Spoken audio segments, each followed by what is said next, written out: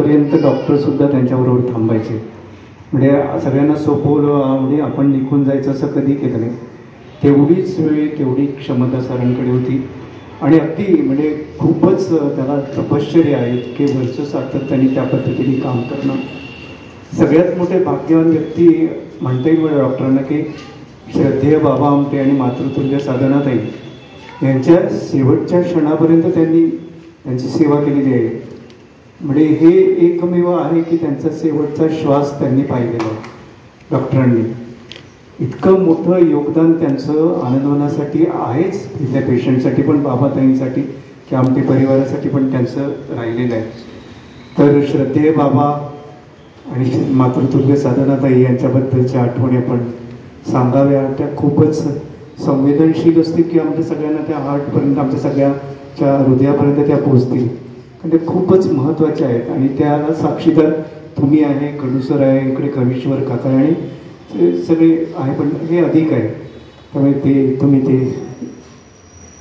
सांगा म्हणजे आवडतील त्या ऐकायला. खरोखर मी भाग्यवान आहे की बाबाताईंची सेवा करायचं मला सौभाग्य मिळाला. तर सुरुवातीला बाबा बिझी बघू देत नव्हते, काहीच नाही.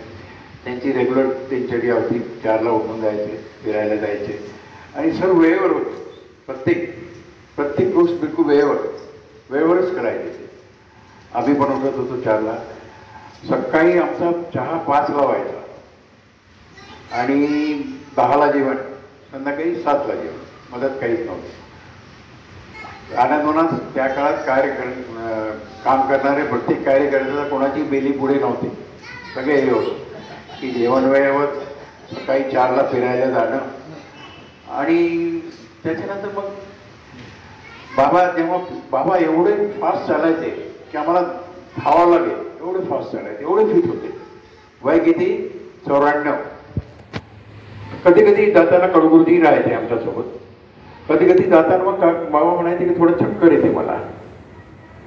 मग त्यांना सांगितलं, बा विकासला सांगितलं की बा असं असं आहे, एकदा घेऊन जाऊ म्हणे. ते एकदा नागपूरला गेलो आम्ही, डॉक्टर माहुरकरकडे कार्डिओलॉजिस्ट, त्यांना दाखल, कारण की ब्लड प्रेशर होतंच बाबांना.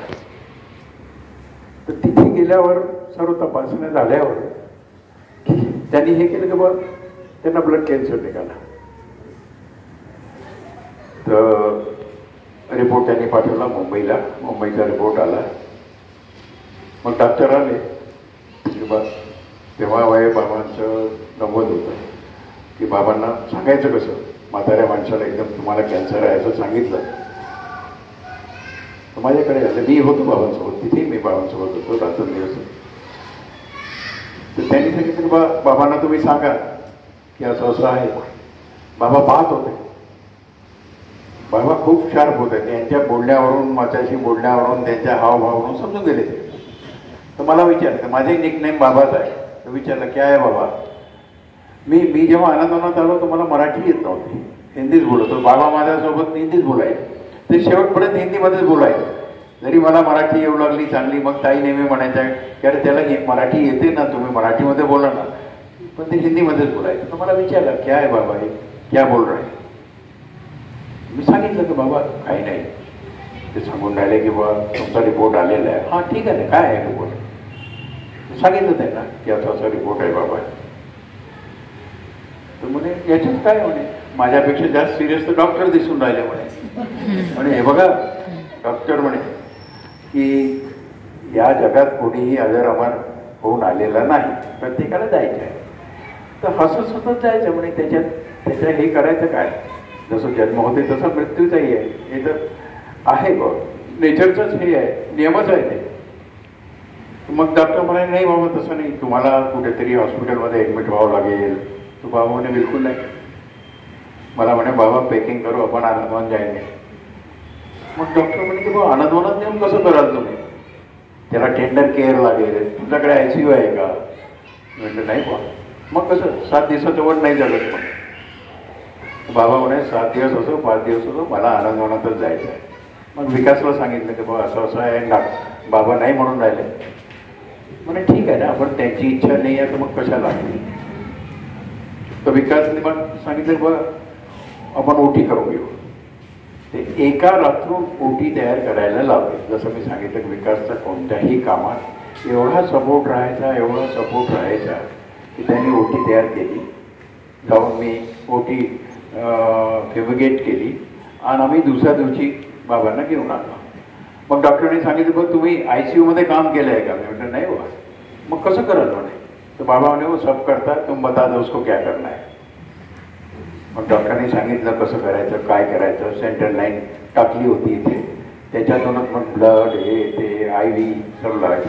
मग बाबा म्हणाले तिथे गेल्यावर की मी बेडवर पडून राहणार नाही, असं आयुष्य काढणार नाही.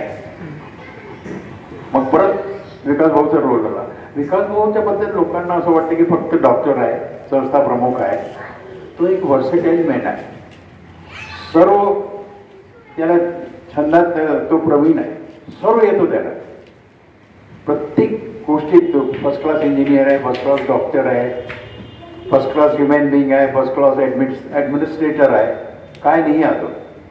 पूर्ण आनंदवनाचा जो विकास आहे तो त्यांनीच केलेला आहे. तर त्यांनी बाबांकरता एक गाडी तयार केली बघा. फर्स्ट क्लास बसून त्यांनी आपल्या आमच्या तिथे कारखान्याच्या लोकांना बोलवलं. एका दिवसात गाडी तयार झाली. त्याला मोटरसायकलचे चाकं लावले 4. फाउलर बेड होता. असं फिरवायचं तो उंच व्हायचं, हे व्हायचं, काय बाबांना दम लागायचा. त्याच्यात मग ऑक्सिजन सिलेंडर ठेवायची व्यवस्था, इमर्जन्सी ड्रग्सची व्यवस्था, हे सर्व करून बाबांचा जो रुटीन होता बघा. रुटीन जे म्हणते ना वेळेचं बंधन. 4ला फिरायचं म्हणजे जायचे. कडुगुरुजी यायचे, बाकीची यायची. मी ते येतच नव्हतो. बाबा वाट बघायचे बरोबर 4ला आला म्हणे, तयार राहायचे. मग 4ला सकाळी फिरायला नेतो, संध्याकाळी 5. रायझिंग सन आणि सेटिंग सन दोन्ही बघायचे बाबा. बघा खूप आवड होती त्यांना रायझिंग सन आणि सेटिंग सन. तर मग असं चाललं. 4-5 वर्ष तसेच गेले, काही झाले नाही. मग त्या डॉक्टरांना मी बोलवलं. म्हणे अरे अभी भी आहे का, झेंडा आहे का? मी का हां.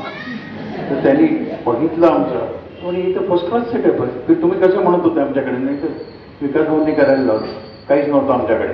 मॉनिटर एकाने दिलं, मुंबईचे एका आमच्या यांनी त्यांनी मॉनिटर लावला. सर्व जे ICU मध्ये होतं ते पूर्ण ICU आमचा होता. तिथे काही कमी नव्हती. पण बाबांचं ते रुटीन होतं, त्याच्यात काही बदल झालेला नाही. बरोबर सकाळ संध्याकाळ बाबा फिरायला जायचे विदाऊट. बाबांच्या आठवणी सांगितल्या खूप सांगता येतील. खूप त्यांच्याकडे इतका त्याला म्हणजे खूप साठा आहे. इतक्या आठवणी आहे की त्या अनंत आहे, खूपच मोठे आहे. आणि खूप कोऑपरेटिव्ह पेशंट होते. बाकीचे पेशंट कसे म्हातारपणे मी हे घेणार नाही, बिलकुल वेळेवर आणि वेळेवर. ही गोळी 8ला द्यायची म्हणजे 8ला. BP इतक्या वाजता बघायचं म्हणजे बघायचं, संध्याकाळी इतक्या वाजता बघायचं. बिलकुल चार्ट होता आमचा. त्याप्रमाणे बिलकुल ते बाबा वाटच बघायचे. आणि खूप चांगले पेशंट होते आणि लवकर रिकव्हरी व्हायची, फास्ट रिकव्हरी व्हायची. बाबांच्या जशा आठवणी आहेत तशा विशेष आठवणी ताईंबद्दलच्या काही? ताईंबद्दलही खूप आठवणी आहे. ताई धार्मिक होत्या. खूप खूप पूजापाठ करायचे. 2-3 तास पूजापाठ करायचे. बाबा करत नव्हते. तर बाबा देवाला मानत नव्हते असं नाही, पण पूजा करत नव्हते. आणि मग ताईंनाही नंतर कॅन्सर झाला. ताई पण फिरायला यायच्या सकाळी आमच्यासोबत. सकाळ संध्याकाळ ताई फिरायच्या. ताई फिट होत्या. त्यांच्या घरी पूर्ण फॅमिलीला डायबिटीज होतं, इन्सुलिन डिपेंडेंट. फक्त ताईला नव्हतं. ताईंना डायबिटीज नव्हता. ताईंना गोड खूप आवडायचं, खूप गोड खायचं. आणि मग सांगायचं अरे गोड खाल्लं रे माझा ब्लड शुगर कर बरं आता निघेल. पण त्यांना शेवटपर्यंत डायबिटीज निघालं नाही. एक तर रेग्युलर लाईफ, थोडं जेवण आणि फिरणं सकाळ संध्याकाळ रेग्युलर विदाऊट वेल. पाऊस पडला तरी दोघे जायचे फिरायला. या गाडीमध्ये हे होतं, त्याला पावसात हे करण्याकरता ताडपत्रीचं असं हे कवर होतं. ते कवर करून पाऊस पडला तरी आम्ही जात होतो फिरायला विदाऊट वेल. मग ताईंचं कसं खूप पूजा करायचा, खूप धार्मिक होत्या. ॲडमिनिस्ट्रेशन सर्व त्या काळात ताईच बघायच्या. इकडे तिकडे राऊंड मारून बरोबर त्यांची दृष्टी इकडे तिकडे. आणि तेवढंच प्रेमळ होत्या. कुणाला काय कमी आहे न सांगता ते समजून जायचं की याला हे याच्याकडे हे कमी आहे. आणि ते बरोबर प्रत्येकाला ते मदत करायचे, सांगायचे, आणि जरी दाटलं तरी 5 मिनिटात जवळ घ्यायचे. हे दोघांची सवय होती की दाटायचे, कोणाचं चुकलं तर बाबा तर जोरदार दाटायचे, थोडं दाटायचे, पण 5 मिनिटानंतर लगेच जवळ घ्यायचे. ते एक मोठा गुण होतं. ते चांगले ॲडमिनिस्ट्रेटरमध्ये तसे गुण असतात. ते जवळ लगेच घ्यायचे जवळ. आणि मग दुर्दैवाने ताईंना पण कॅन्सर झाला, ब्रेस्ट कॅन्सर, आणि त्यांचेही वय 86 होतं. तर मग त्यांना ऑपरेशन नाही सांगितलं डॉक्टरांनी, फक्त ते गाठी काढल्या, ट्रीटमेंट नाही सांगितलं की बा त्यांना झेपणार नाही.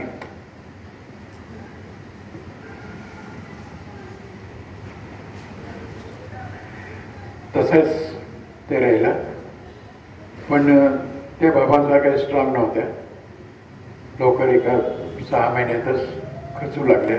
मग त्यांनी जेवणही त्यांचं जात नव्हतं त्यांना.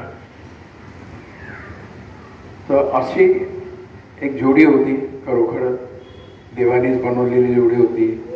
आणि त्यांना काहीतरी द्यावी असेल, कारण की लहाने नेहमी म्हणायचे की एवढं मी ऑपरेशन करतो आणि एकही पेशंट फेल्युअर होत नाही, म्हणजे बाबा ताईंची पुण्याई आहे, काहीतरी दैवी शक्ती आहे त्यांच्यामध्ये की ज्याच्यामुळे हे एकही पेशंट काही कोणाचेही डोळे खराब झालेले नाही. तर हे असं आहे, ते होतं, खरोखर होतं. आता असं म्हणणं तर की ते मग ते लोकांना वाटते की नाही बा अंधश्रद्धा आहे. अंधश्रद्धा नाही आहे, पण काहीतरी होतं. ते दैवी शक्ती म्हणा, काहीतरी शक्ती म्हणा, विल पॉवर म्हणा, दैवी शक्ती न म्हणता विल पॉवर असेल, ज्याच्यामुळे ते सर्व करत होते आणि ते व्यवस्थित व्हायचं. दोघांची सेवा करताना बरेच अनुभव आहे. मगाशी सांगितल्याप्रमाणे खूप चांगले अनुभव सांगितले, ते खूप सगळ्यांना आवडले.